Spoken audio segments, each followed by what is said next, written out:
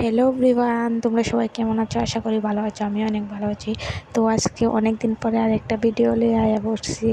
তো দেখতেই তো পারতেছো পেয়ারা মাখা করবো। তো প্রথমে তো দেখতে লাগছো পেয়ারা দেখাইলিছে, এত বড় বড় পেয়ারা আমাদের গাছের। তো কার কার পেয়ারা খেতে ভালো লাগে আয়া পর আমরা বাড়িতে প্রচুর পরিমাণে হয়েছে। তো আজকে হঠাৎ করে ভাবলাম যে পেয়ারা মাখা করি, কারণ অনেক দিন ধরে ভিডিও দিতেছি না। আমার শরীরটা একদম ভালো আসলো না, জ্বর সর্দি কাশি সব কিছুই ধরছিল। তো অনেক দিন শরীর ভালো আসলো না, হসপিটালও আসলাম, তার লাগে আর ভিডিও দিতে পারছি না।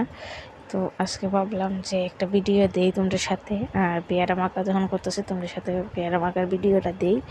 তো গাছের থেকে অনেকটা পেয়ারা পাইরা দিচ্ছে, তো কইতেছিলাম অনেকদিন ধরে পেয়ারা মাখা খাইবার ইচ্ছে হইতেছিল। তো তেঁতুল দিয়া খার ভাল লাগে পেয়ারা মাখা খাইতে, তেঁতুল দিয়া।